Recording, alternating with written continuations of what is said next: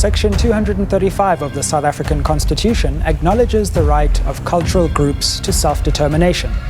But what about the Afrikaner enclave of Orania, which also uses race to determine who can be allowed to live in that community? Good evening and welcome to Unfiltered. I'm Sizwe Mpofu Walsh. 32 years after its establishment, the Orania experiment continues to baffle many South Africans and the world about why it is allowed to exist in stark contrast to the spirit of the Constitution, which frowns against racism. In this Heritage Month, we ask, why should Orania continue to exist in a non-racial South Africa? And joining me for this discussion is Karel Boshoff, the son of Orania's founder, who is also the deputy chairperson of the Orania Representative Council. Before we dive into our conversation, let's watch this insert produced by Nono Makongoma. We used to say, we will be free, all of us, black and white together. Orania is a fact. It's not a theory, it's not an idea. It is a community living here, which has in fact been recognized by Mr. Mandela. Orania, a home to nearly 3,000 Afrikaners, established in 1991 to preserve and promote Afrikaner culture and language. Orania is built on 8,000 hectares of private land, an intended volkracht or Afrikaner state where black people can only work but not live. In 1995, Nelson Mandela surprised many when he visited Orania and shared tea with Betsy Verwoerd, the then 94-year-old widow of apartheid architect Hendrik Verwoerd. He said even though Orania had the right to exist, many Afrikaners held different views about the direction of the country and reconciliation. At its establishment, Orania had 13 residents with 90 houses, and it was expected to have more than 60,000 people. Today, even though it has grown, it only has nearly 3,000 residents, a far cry from the original expectations. During the previous general elections, the town's residents were shaken by the economic freedom fighters' vow to demolish it, as it pushed for its call for land expropriation without compensation. You can't have a Boerestad per se in an area like Thembelihle or in South Africa. Orania falls under the Northern Cape's Thembelihle municipality, but since 2000 it has been managing its affairs through the share block agreement following a successful court action. A few months ago, politician Gayton McKenzie caused a storm after visiting Orania, which he claims has positive lessons that South Africa can learn from. What they've done there is impressive. I cannot come here and say, no, in Orania, that town is working. And what they are doing, it will be the biggest embarrassment for us. If Orania doesn't have load shedding anymore, they're working towards that. And we are still struggling with load shedding. So I am saying I went there to come and learn.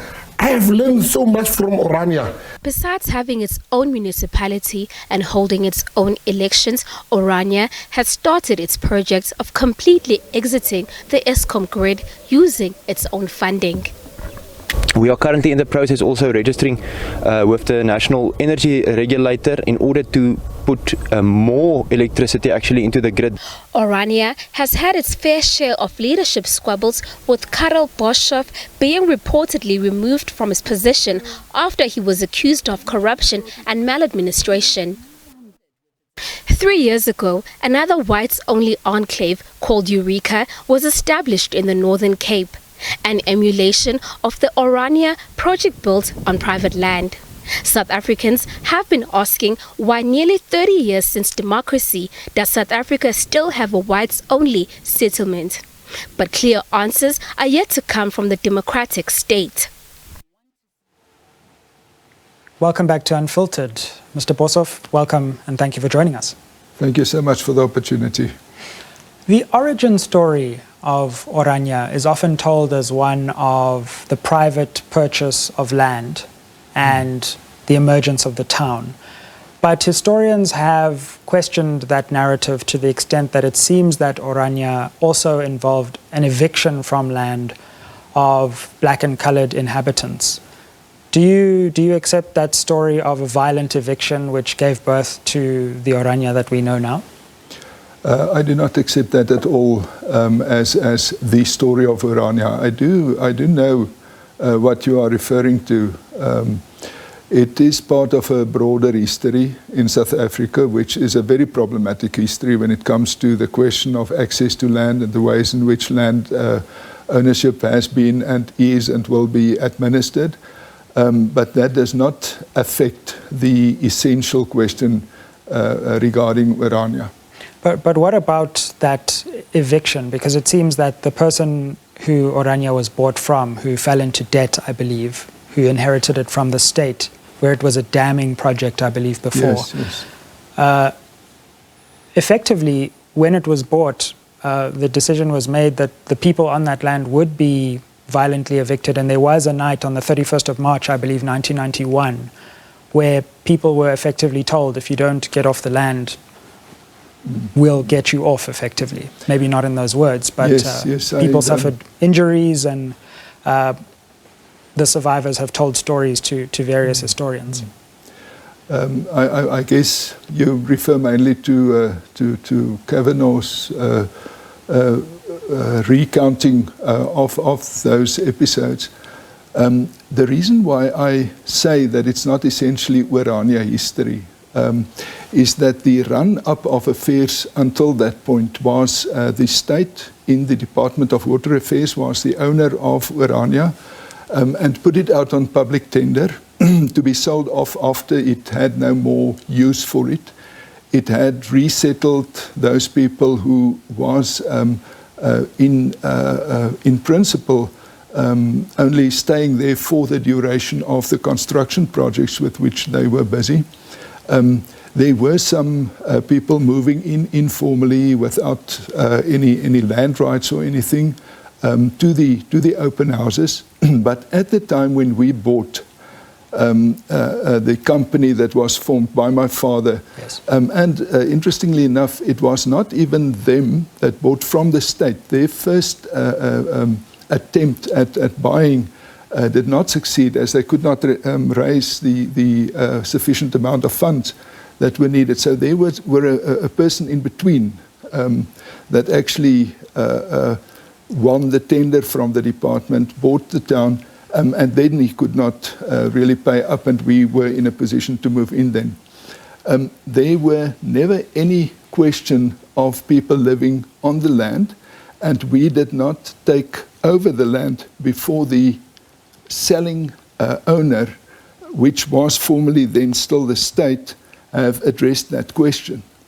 Now there are rumors regarding mishandling of people, which was definitely not from the new owner's side.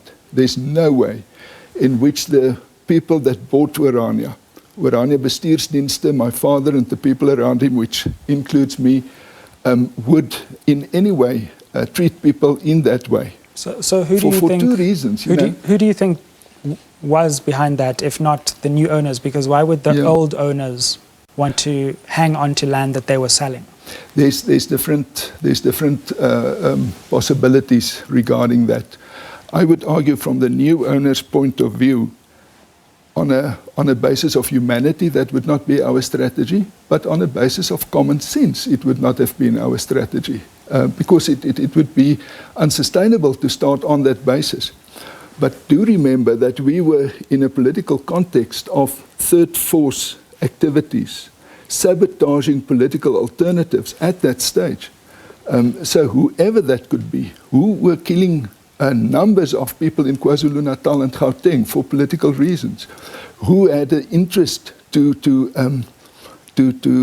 sabotage this alternative, I don't really know. I could guess and I could speculate. But what I can categorically state is that was not part of our Orania strategy at the beginning of our new venture.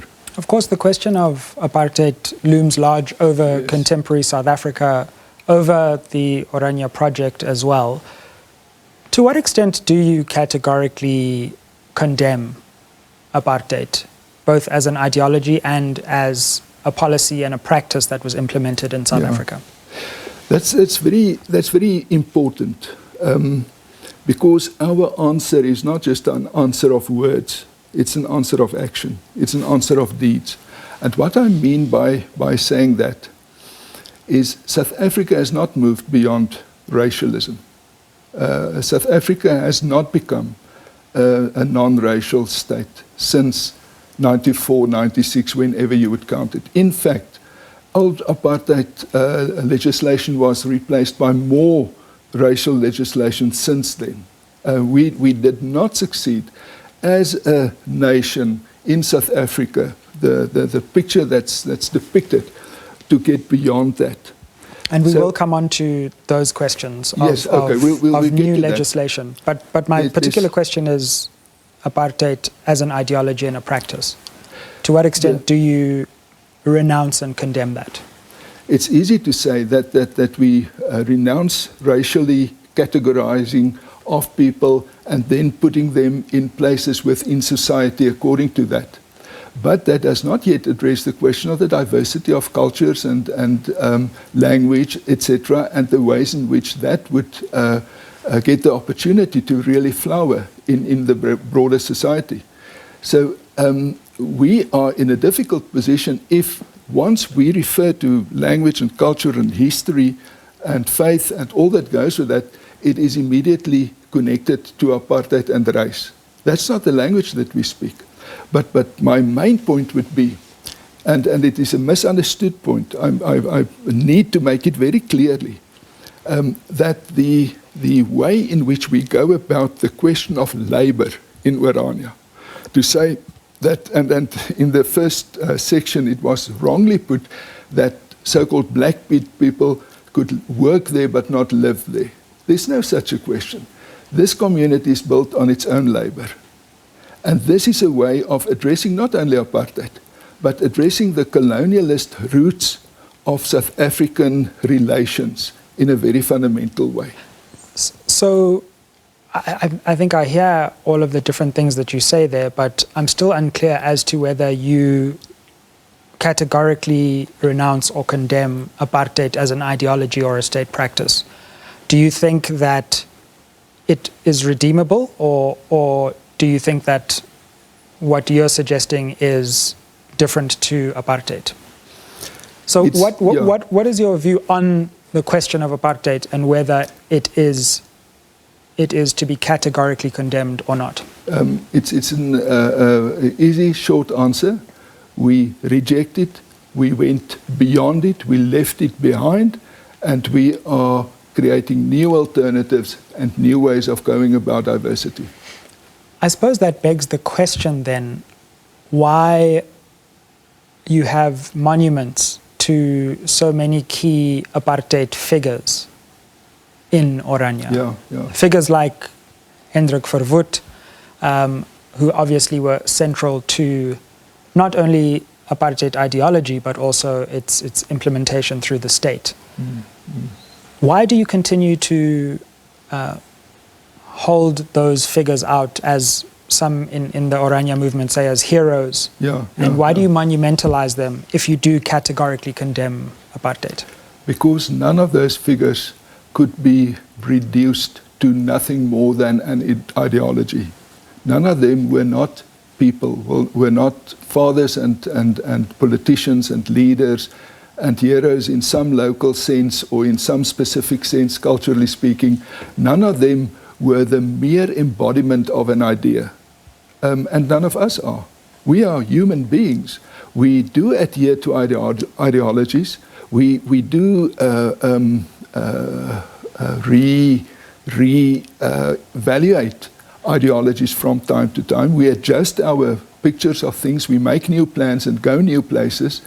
And for that very reason, nobody should be reduced to a single ideology. And when we look on these folk heroes of ours, people that did more, Verwoerd, for example, was not just, and it's a contestable point whether he was really the father of apartheid, but he was the father of the Orange River scheme, a wonderful piece of infrastructural development which used the resources of South Africa not for going to war or for whatever, but for building the land. Look, I think your wider point about judging people simply by the worst action, is an interesting one. But in this particular historical circumstance, surely there are times when someone has made such a grave historical contribution that has affected so many different lives, that despite all their personal complexity, that contribution overrides all of that complexity, and to lionize and memorialize them is to send a message to the victims of the ravages of apartheid that one is prepared to overlook that evil and condone it for these relatively trivial in historical terms, countervailing historical narratives. That is, of course, a question of perspective. And my Afrikaner perspective would be different from your perspective, and I cannot but respect that difference. And exactly to the extent that that is true, I think the diversity of our histories and our backgrounds should be afforded some space to be recognized. And for me to look onto heroes from my culture, if a Zulu person says that Chaka is his hero and that we are remembering Chaka on during our Heritage Month and Heritage Day, it seems to me astounding from outside. But I'm not a Zulu person. I can't talk about that. I just have a certain picture. And therefore I need to respect that. And if there is to be something like a South African nation, it will be extremely tolerant regarding these kinds of backgrounds and histories and talking to them.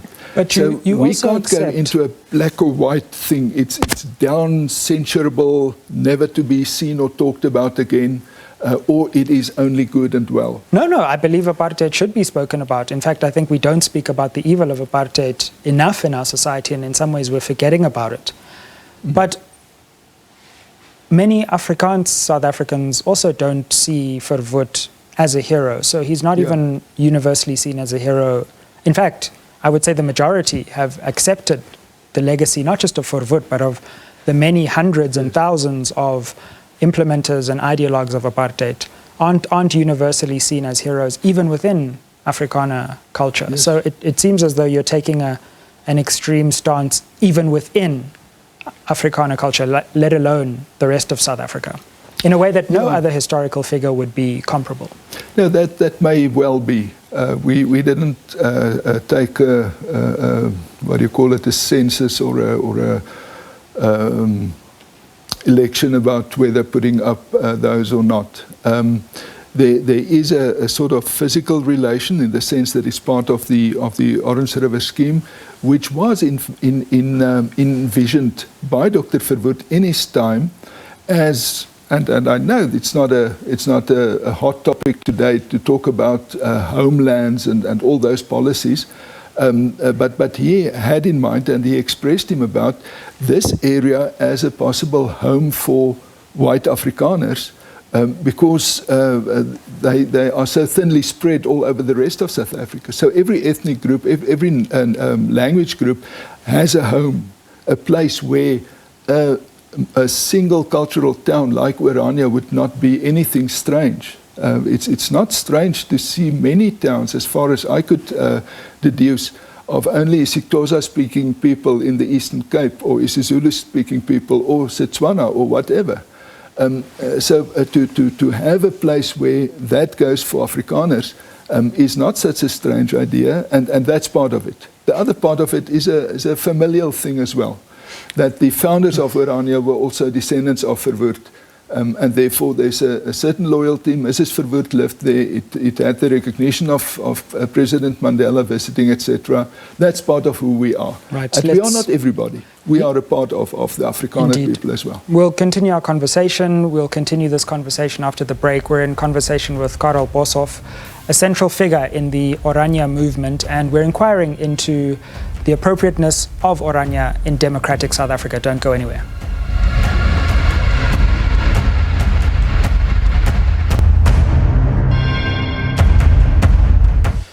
Welcome back to Unfiltered. We're in conversation with Mr. Karel Boshoff, who has been a central figure in the Orania movement, occupying various positions down the years in both the ideological movements and the government, effectively, of Orania. Yes. I wonder, I think one thing you say is certainly true, which is that Orania is state-sanctioned, that the ANC government has effectively permitted Orania to exist, and you came to an agreement. There seemed to be a court battle looming around 2000, I believe, Yes. and eventually there was a settlement reached.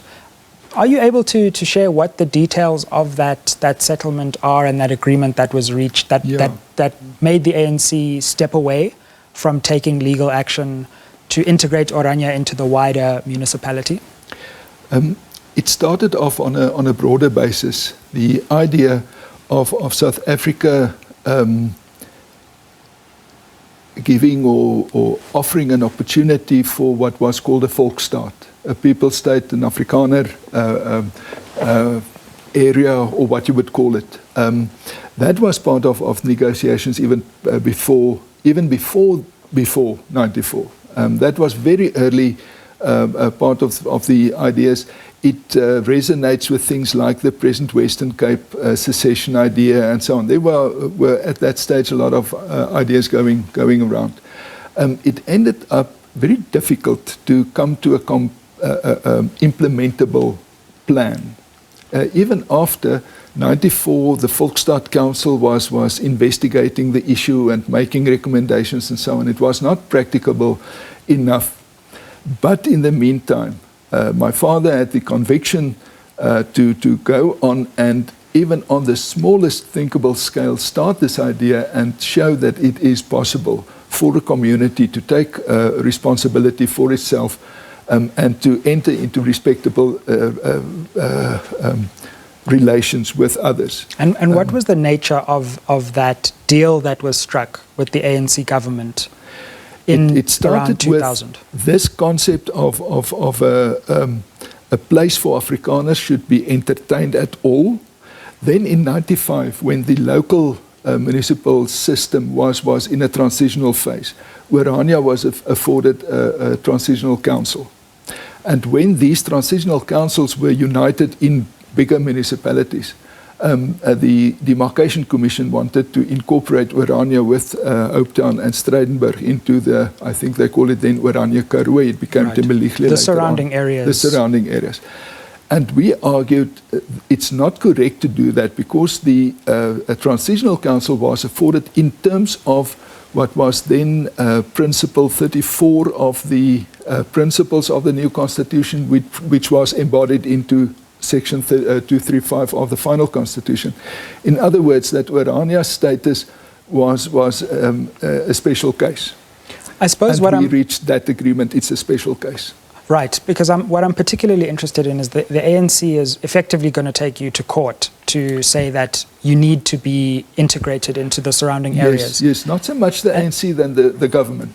Sure, the ANC-led government. The ANC-led government. But sure. And there's a case, it's in the Kimberley High Court, and then at the 11th hour, it doesn't go ahead. And what broke the deadlock? The deadlock was broken by a very important little thing. You know, the lawyer says that the devil lies in the detail. Within the Provincial Gazette, the Council of Orania was not disestablished. And on the 11th hour, they were willing to quickly disestablish it the day before the election. But we put the question, why was it not disestablished? And the answer came from the officials. It was not disestablished because they were waiting for political instruction on the settlement regarding Orania. And then we said, but then it's not just an administrative affair, it's a substantive affair.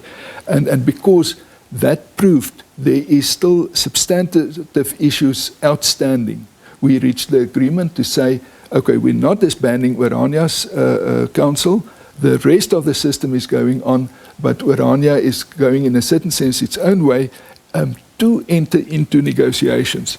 And we immediately after that went on with negotiating.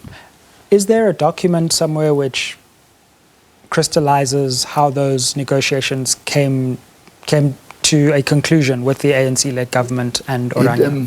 It took a very long time to come to a conclusion. The first phase of that process was well documented, and it was a very active negotiation, including the municipality, the district municipality, Orania itself, the provincial government, national government, all in a number of sessions, which in itself gave a certain amount of recognition to Orania, and also to Orania's constructive approach. We were not trying to block. We were trying to go for a constructive alternative to whatever sort of conflict there may have been. And it was in the end settled only 2 years ago with a very innovative kind of concept entertained by the Thembelihle municipality called an overlay zone. There is a precedent for this concept of an overlay zone, which is a zone within a municipal area where special rules apply. And the special rules is nothing else. It's not with racialism or whatever. It's only special rules regarding Orania's rendering its own services and managing its own land development. A lot of what you claim gave rise to the birth of Orania is what you have in other places called an economic war against white South Africans. What is the nature of that economic war? And isn't that a wild overgeneralization and misstatement? I think not. Because if you put together the effect of affirmative action, of black economic empowerment, of a transformation as an ideology, it's really going to the core of the old South African setup. Which specific aspects of those legislative enactments do you take issue with? It discriminates against white people and Afrikaners as such. In which segments or sections? In access to jobs and access to job opportunities, study opportunities, in the sense of not being able to freely associate in economic activity and qualifying for government Is there a particular act that you think does that? I mean, because one would have to be specific about legislative enactments that... Yeah, I'm not prepared at the moment to name the acts, but that there is a legal framework to facilitate that, and that it is even being made possible by the Constitution is obvious. So I'm not quite into the detail of that at the moment. But again, we are not fighting for a better past. We are not trying to turn back the clock to some good old days or anything of that kind. We are not saying that South Africa should not change and that the economy should not change and that there should not be some forms of transformation taking place. Right. We take that as a given. That's part of the power shift that took place. But we say then we should not be either what do you say, sort of cancelled out of South African society. We should have some place to take up. Sure. Let's take a break. We still have a lot of discussion to have, and please also join us on social media in this conversation at Unfiltered SABC. We'll continue our discussion and also turn our attention to the question of land, which is so central not only to the story of Orania, but South Africa. Don't go anywhere.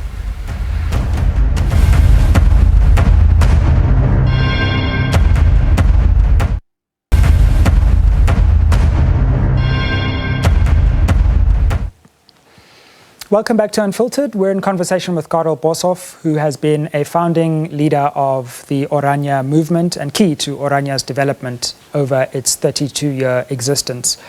Mr. Boshoff, we have been discussing questions of redress in South Africa. I suppose one key philosophical problem with comparing black economic empowerment to the process of apartheid is of course that the goal of black economic empowerment and other associated forms of legislation, however misguidedly implemented over time, has been to redress the inequalities and the injustices that were perpetuated against black people as black people.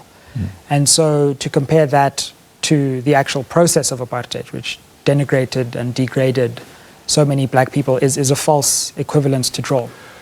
In one sense it is, and in another sense it's not. And why I say this is there's been a lot of good intentions behind much of what was implemented very badly as apartheid.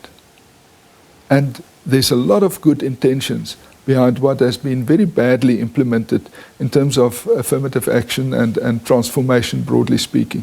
I do not believe for one moment that the idealistic founders of the new South Africa had in mind the levels of corruption that we are seeing. It couldn't have been, but things turn out differently. So in a sense it's very different, in another sense it's very similar. And that is why we should not just stick to a sort of conceptual confrontation of two ideas. That's why we should venture to find those third points outside of the sort of duality to address the real material issues of the people of South Africa, including the Afrikaners, but also other people who are in need of ways to sustain themselves under the present circumstance. I mean, I agree fully that Afrikaans South Africans should be able to express themselves, should feel equal members of South African society, should enjoy all the protections of the Constitution like every other citizen. But what I do disagree with is this idea that apartheid actually had noble intentions behind it. And I think this comes back to my earlier question about whether you condemn apartheid fully. Because it didn't, did it? It was the intentions and the execution were just ultimately evil. They were to divide, they were to suppress, they were to subjugate, and the implementation was as evil as the intention. No, I think we've touched on a difference regarding this, because even apartheid also had a history, and it started. What you are describing, very, very easily describable as a sort of horizontal line with black people below and white people above. That was the segregation of the 1930s, 1940s, 1950s even, as it was elsewhere in the Western world, the practice. It was a bad thing. Which was equally reprehensible. It was equally despisable. But there entered into, and I say it historically, there entered into the thinking of the Afrikaner government of South Africa a concept that although they wanted to keep it separate, they wanted it to be vertical lines, not to put a ceiling above black people because they are black people, giving all the good opportunities to white people. But that was the cover that was given to really just ultimately But I mean, surely history shows that. But in what ways I could say the Group Areas Act or the Bantu Education Act or the development of townships or the thrusting of black people onto 13% of the land or Urban Areas Act or sexual relations, all those. How was that an attempt to create vertical lines? That was an attempt to create horizontal destruction. Definitely, and much of those were dating back to the sort of horizontal line. The idea of a vertical separation, the so-called separate development idea, was not well implemented. It was not well understood even. It was only becoming part of a new kind of expressing themselves amongst white people. It was a what would you call it, a sort of new relation to other people. It took time to reinvent the relations, and it didn't work out well. But I do stand on the what do you call it, the deep felt oortuiging I believe there were pure intentions behind what was conceived as a replacement of apartheid, a replacement of segregation by ways of other new policies. So I suppose the question then is, if you believe that, to what extent does that inform the Orania project? Because if you believe that apartheid actually, having been condemned by just about every person in living memory in the last 50 years of any moral standing, if you believe that apartheid had a redeeming quality, then why can't South Africans think that Orania is an attempt to tap into what you believe were the positive features of apartheid? I understand what you say, and if they are mostly believing it, that is the perception that has been projected. Well, to be fair, you haven't given them much reason to not to. No, we have. Because whenever people start interacting on a ground level basis with Orania's people, they tend to downsize or downscale that kind of idea.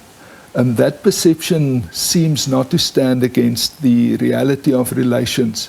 We had, in the last week, a meeting with the mayoral committee of the Pixley-Kaseme district municipality. It's controlled by the ANC.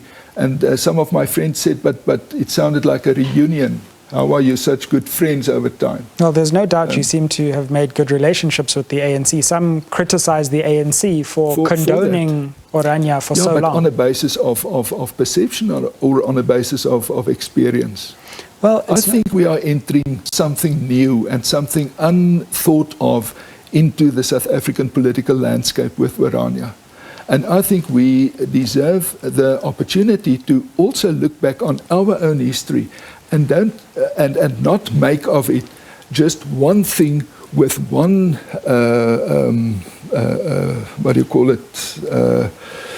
word standing above it all, because that history is more complex than that. The thing that strikes me is that most South Africans don't make that one-to-one relationship between Afrikaner culture and apartheid, but it's actually places like Orania that bring that relationship closer together through acts which may not have been as explicit as apartheid by saying whites only here, but through their practice nonetheless reinforce those patterns of racial segregation that were so central to apartheid. I understand, but what would be the opposite? Would it be acceptable for Afrikaners to be in such a way integrated into the broader South African population that they cannot survive as a people? Not at all. In fact, why would integration mean the loss of identity? What we could ultimately create is some new identity that evolved with time, that wasn't stuck in the past, that didn't draw from some notion of a pure non-moving identity. But many otherwise every, and let me finish it, the logical conclusion of what you're saying is that every culture should enclave itself and only interact for mutual economic benefit without ever actually interacting. And that was the evil of apartheid, was it not?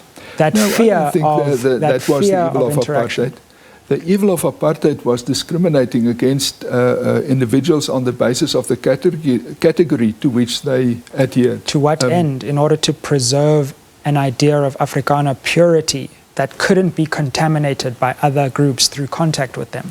That was in fact the sideshow of apartheid. I think the essence of apartheid was to keep up colonial relations between white and black. I think that's a better description of what was happening under apartheid. And that's exactly why Afrikaners were able to move away from apartheid, because they were uneasy with the colonial part of it. And we are carrying that through. We are carrying that further. I don't think a world of diverse cultures and languages is a bad world. In fact, I think we have a bigger danger to end in a bad world if we disregard those differences and if we do not give space for that diversity to flower. So the question is, how do we go about doing that? And I do think Orania is not repeating the faults of apartheid. Therefore, we have too much of a critical view on what went wrong there to repeat it. Let's go to a break, and when we come back, we'll talk about the plans to expand Orania and where the Orania movement sees the future of Orania and indeed the future of South Africa. Don't go anywhere. Welcome back to Unfiltered. The thorny question of Orania has haunted democratic South Africa since its inception, and indeed Orania's inception predates the democratic moment. Tonight, in Heritage Month, we are exploring the question of Orania and asking how it has continued to exist in democratic and non-racial South Africa, with Karel Boshoff, who has been a leader within the Orania movement and central not only to its ideology but also its governance. Mr. Boshoff, we've discussed many aspects of Orania's history and the elements which go into its existence today. There are big plans to expand Orania even further. We've seen a tremendous growth. Orania went from a handful of 100 to now, I believe, over 2,500, which has been accelerating over time. Yeah. What are your future plans with Orania, and is the end goal to create that Volksstaat that was spoken of in the 1980s? Okay. First of all, we had very high expectations when we started, and we did not reach that kind of expectations as we conceptualized it then. But we went on doing the small things right and believing that the bigger things would follow. And to a certain extent, that has happened. We gained support from different quarters. We have people moving in. For the past 10 years, we had a growth rate, population and economically, of around about 15%. Incidentally, what do you think is behind that acceleration in the last decade compared to the 2 or so decades before? I think it is a matter of people looking at alternatives. Many Afrikaners, many other people also have moved out of South Africa to wherever they went, to Australia or Canada or Britain or wherever. So many people emigrated and many people looked at other alternatives. But remember, it's a very small basis to begin with. So it's a drop in the ocean of people who moved to the Western Cape, to wherever, to have moved to Orania. But why? Because it proved viable. It proved something that could be sustainable, and it proved successful.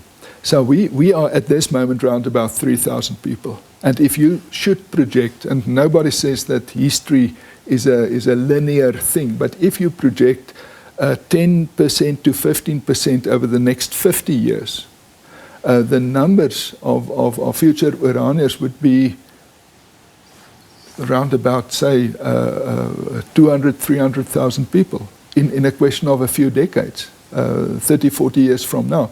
So there's much growth possible. And is that your goal? Do you wish to expand to that kind of scale? Well, our next very realistic point is 10,000. We plan for 10,000. We dream of many, but we plan for 10,000. We think that is within our reach. That could happen in 20 or so years from now. We are serving plots for that. We are creating infrastructure for that. We are putting up everything with 10,000 people in mind, and that is a very realistic goal at the moment. And when do you think you'll get to 10,000? No, I'll not put my foot on that one again. We did in the past, and we'll come there. Let's come to some social media comments. Abongile says, good evening, Sizwe. Can you please ask your guest if he believes Orania is not a legacy of apartheid and those who don't want to let go of the good old white days? We have to some extent covered that. The Great says, those who are bothered by this arrangement, being Orania, why don't they do the same with their, quote, races and, quote, tribes? How does this affect them if they will never set foot in Orania? So we have some comments coming from social media. I would like to refer to that first one, to say legacy and not legacy. Of course, I've inherited who I am from my forebears. The opportunities that I got, the chances to study and to read and to do things and so on. So in that sense, Orania is part of who we were and who we are becoming. But as a opportunity to repeat that, no, we're not repeating that. We are building something new. We are building on a new foundation, and we are offering something new to South Africa as well. I suppose if Orania grows even more, and as you say, in a generation and a half is hundreds of thousands strong, what will happen when we have effectively an Afrikaner only, which by extension is a whites only enclave of that size? Don't you think that will create even more tension and attract even more attention and condemnation the more Orania continues to grow? If we go about the way we have gone about, the answer would be no. And the reason is to be in a confrontation with other people is destructive, it's expensive, it doesn't help anybody much. So as long as this arrangement could afford Afrikaners the self-confidence of being an accepted part of a broader society, it makes it possible to be part of a good mix, of a constructive future, of a participating in what we view as the ideal South Africa, that of a community of communities, not just a state and individuals without anything in between, but a community of communities. That would be the optimal South Africa, because that would offer a home for the different cultural groups. It would offer a home for our big city parts of South Africa. But what it would mostly do is bring back the concept of responsibility for our own lives down to our local communities and families and units that are able to look after it. Why does Orania's water infrastructure work better than that of the East Rand? Because we look after it, because it's our own. We don't expect it from somebody else to do it. We do it. I mean, there's a great deal of pride, obviously, coming through in Orania, and that also makes me and has made many wonder that if a new democratic government took a different stance on Orania and resurrected its desire to integrate Orania into South Africa like every other municipality, how far would you be prepared to go to protect and defend Orania's independence? As far as it needs. And does that mean that you would be prepared to resort to violence to defend Orania? It's impossible to say. I do not even contemplate that possibility of being suppressed in such a way. I do not believe in that kind of dialectics, and we will definitely steer clear of that. But we will resist being forcefully integrated into anything. We will build the alternative, and we will try to build a successful society in this whole region in which we have a input to make. Are there contingency plans for such an eventuality? Because I'm sure you've heard many political parties have said, even some people within the ANC have said, Orania remains a stain on democratic South Africa in a way, to the extent that it doesn't represent the project of cohesion. So there is this policy sensibility in the ANC and in other political parties. So to what extent have you worked out those scenarios? We do work on different scenarios, but the main scenario is that a failing South African state would most possibly not be in a position to do us much harm. And that within exactly that context, we could rather, from our side and from other similar communities who take responsibility for themselves, lead the way to a better, broader society, which need not be as failing as the present state is now. Well, that's probably quite a sad indictment in terms of your own scenario planning on what you make of the South African state. And I suppose the South African state hasn't done much to overturn those predictions of its incapacity. Yeah. But that's not the end. In 30 seconds, because we are running out of time, what do you think is the future of Orania 50 years into the future? If Orania still exists, do you think South Africa still exists in the same way? Or do you think that South Africa becomes a fundamentally different place and Orania becomes the example which shifted and fractured South Africa into many different pieces? Both Orania and South Africa will be fundamentally different. I've been looking over Windhoek a month ago. In 50 years' time, I would not be around, but you will be looking over Orania as I've been looking over Windhoek. It will be that kind of size with that kind of impact. South Africa would definitely not be the kind of centralized, unified state that it is at present. It will have fractured in different ways, and may it not be going to the warlords, but to an orderly political development. We will want to take part in that. Karel Boshoff, thank you for joining us on Unfiltered. Thank you so much for the opportunity. Thank you for joining us. Let's continue this conversation on social media. Tonight we've delved into the thorny and unpredictable question of Orania, which still looms large on the South African landscape and South African history. Have a good evening.